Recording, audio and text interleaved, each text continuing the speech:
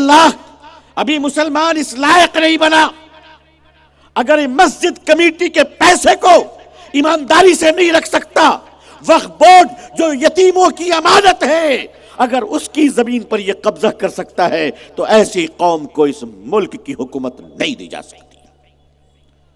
جو لوگ چلا رہے وہی بہتر ہے، اسلام کا نام لے کر کم از کم بے ایمانی تو نہیں ہوگی۔ مسلمانوں آپ بتاؤ، 50,000 روپے دے کر کیا ہم امانت دار ہیں؟ کیا مسلمانوں میں آج یہ کیپیسٹی ہے کہ اس کو قرض دیا جائے تو وہ ایمانداری سے واپس کر دے؟ ہے پوزیشن میرے بزرگوں، میرے نبی پاک صلی اللہ علیہ وسلم کے پاس امانتیں تھیں۔ حضور صلی اللہ علیہ وسلم جب معراج، حضور صلی اللہ علیہ وسلم شب ہجرت کے موقع پر جب مدینہ منورہ جا رہے تھے تو آپ نے حضرت علی کرم اللہ وجہ رضی اللہ تعالیٰ عنہ کو بلا کر کہا کہ علی، میرے پاس امانتیں ہیں لوگوں کی، وہ امانت صرف مسلمانوں کی نہیں تھی، وہ امانت یہودیوں کی تھی، وہ امانت جو حضور صلی اللہ علیہ وسلم کو گالیاں دیتے تھے، مارتے تھے، مسلمانوں کو ستاتے تھے، ان کی بھی امانت تھی، دشمنوں کا بھی مال تھا۔ حضور نے فرمایا صلی اللہ علیہ وسلم، علی میں جا رہا ہوں، یہ امانت لوگوں کو واپس کر کر آنا۔ مسلمانوں بتاؤ، کیا قرض لینے کے بعد دینے کی نیت ہماری صحیح ہے؟ کیا آج دیندار لوگوں کو بھروسہ کر کے قرض دیا جا سکتا ہے کہ وہ ٹائم پر واپس کر دیں گے؟ نہیں۔ اگر آج دینداروں پر ہمارا بھروسہ نہیں ہے کہ یہ حاجی صاحب ہیں، کہ یہ نمازی صاحب ہیں، یہ مولانا صاحب ہیں، اگر 1,00,000 روپے قرض دے دیں تو شاید یہ ٹائم پر پہنچا دیں گے، مگر آج ہمارا بھروسہ اتنا بھی نہیں رہا، ہم اتنا نیچے گر گئے کہ قرض لینے کے بعد واپس نہیں لوٹا سکتے، تو بتاؤ اس ملک کی حکومت اللہ مسلمانوں کو کیسے دے سکتا ہے؟ وہ درس ایمانداری کہاں چلی گئی؟ وہ دیانتداری کہاں چلی گئی؟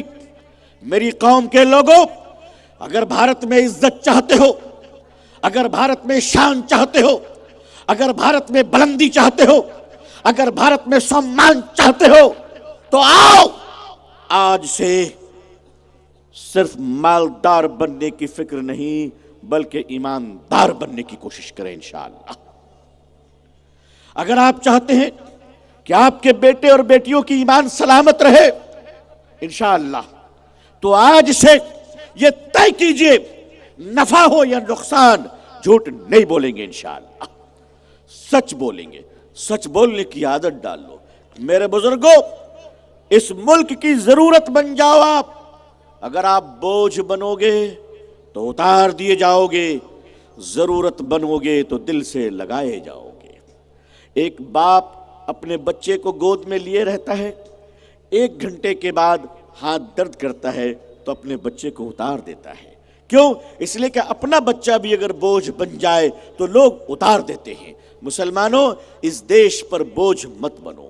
مسلمانوں، اس دیش میں بے ایمانوں کی نقل نہ کرو، سود خوروں کی نقل نہ کرو، جھوٹ بولنے والوں کی نقل نہ کرو، بلکہ تم اس رسول کی امت ہو صلی اللہ علیہ وسلم جو جھوٹے کو سچا بنانے کے لیے آئے ہو، بے ایمانوں کو ایماندار بنانے آئے ہو۔ او چراغ جلانے والوں، تم اندھیروں میں کیوں بھٹک رہے ہو؟ لوٹ آؤ مسلمانوں، یہ ملک تمہارا انتظار کر رہا ہے، یہ دیش تمہارا انتظار کر رہا ہے، اس دیش کے لوگ تمہارا انتظار کر رہے ہیں۔ میں پوچھتا ہوں آپ سے کہ اگر اس ملک میں اگر ایک 7 سال کی چھوٹی بچی اڑیسہ کے کالا ہانڈی میں ہمارے ہندو بھائی کی بیٹی بھوک سے مر جاتی ہے، بھات بھات کہتے ہوئے 7 دن تک کھانا نہیں ملتا، بھوک سے مر جاتی ہے، میں آپ سے پوچھتا ہوں، مجھے اس سے کوئی لینا دینا نہیں کہ ڈی ایم صاحب کہاں ہیں، ایس پی صاحب کہاں ہیں، ڈی ایس پی صاحب کہاں ہیں، ایس ڈی او صاحب کہاں ہیں، فوڈ منسٹر کہاں ہے، فوڈ آفیسر کہاں ہے، راشن دکان کا مالک کہاں ہے، ودھایک اور ایم ایل اے کہاں ہے، مجھے اس سے مطلب نہیں۔ میں تو صرف اتنا پوچھتا ہوں کہ وہ اللہ کی بندی جب بھوک سے بھات بھات کہتے ہوئے دنیا سے چلی گئی، مسلمانوں، قیامت کے دن تم سے پوچھا جائے گا کہ تم کہاں تھے، تم کہاں تھے؟ کیا اللہ نے تمہاری ہماری کوئی ذمہ داری نہیں دی؟ میں اس ملک میں دیکھ رہا ہوں کہ ایک شوہر غریب اپنی غریب بیوی کی لاش کو پیسے نہ ہونے کی وجہ سے وداؤٹ ایمبولنس باپ اور بیٹا ایک عورت کی لاش کو کاندھے پر لے کر جا رہا ہے۔ لوگوں، یہ دنیا تم سے پوچھتی ہے کہ مسلمانوں تم کہاں ہو؟ آج یہ ملک پوچھ رہا ہے مسلمانوں تم کہاں ہو؟ سندھ کے راجا نے ایک مسلم بچی کو گرفتار کر لیا۔ سندھ کا راجا ایک مسلمان بچی کی عزت لوٹنا چاہ رہا تھا۔ اس بچی نے آواز دی، مسلمانوں تم کہاں ہو؟ ہزاروں کلومیٹر دور بغداد میں 16 سال کا ایک نوجوان محمد بن قاسم کھڑا ہوتا ہے اور کہتا ہے میں آ رہا ہوں، میں آ رہا ہوں۔ آج روزانہ بچیوں کی عزت لوٹی جا رہی اس دیش میں، اس کی ہتیا کی جا رہی ہے۔ میں پوچھتا ہوں مسلمانوں تم کہاں ہو؟ تمہیں دنیا آواز دے رہی ہے، تمہیں آواز دی جا رہی ہے۔ اگر تم نے اپنا فرض پورا نہ کیا، اگر تم نے اپنے کرتووں کا نرواہن نہ کیا، اتہاس بیان کرتے ہو، تاریخ بیان کرتے ہو، ہمارے آبا و اجداد ایسے تھے، ہمارے باپ ایسے تھے، ہمارے دادا ایسے تھے، ہمارے اکابر ایسے تھے، ہمارے بزرگ ایسے تھے، وہ سارے کے سارے اچھے تھے، لیکن ہمارا کام کیا پھچکا بیچنا ہے، ڈگڈگی بجانا ہے؟ کیا ہمارا کام اس تاریخ کو زندہ کرنا نہیں ہے؟ ہمارے بزرگوں نے چراغ جلایا تھا، تو کیا ہم ان بزرگوں کے چراغ کو پڑھتے پڑھتے اندھیروں میں اپنا سفر کریں، یا پھر ہم بھی نئے چراغوں کو روشن کریں؟ یہ ملک آپ کو آواز دے رہا ہے۔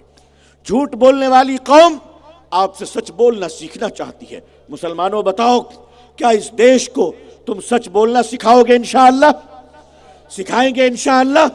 یہ میں درد کے ساتھ آپ سے کہہ رہا ہوں۔ اور ایک بات سن لیجئے، اگر ہم لوگ صرف تاریخ بیان کرتے رہے اور اپنے کاموں کو انجام نہ دیا، اپنا کام نہ کیا، تو شاید مجھے ڈر ہے، مجھے خدشہ ہے، اللہ کرے کہ میری بات غلط ہو، شاید مسلمانوں بہت دن تک تم اس ملک میں پھر عزت کے ساتھ کھڑے ہونے کے قابل نہیں رہو گے۔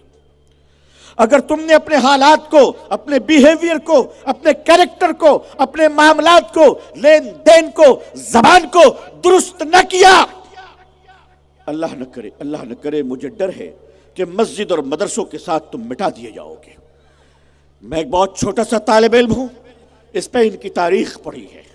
میں آپ کو آواز دے رہا ہوں کہ اپنے ان جلسوں کو اپنے آپ کو بنانے اور سدھارنے کا ذریعہ بنا لیجئے، اپنے نیچر کو چینج کیجئے، اپنے آپ کو بدلیے اور تیار کیجئے کہ اب صرف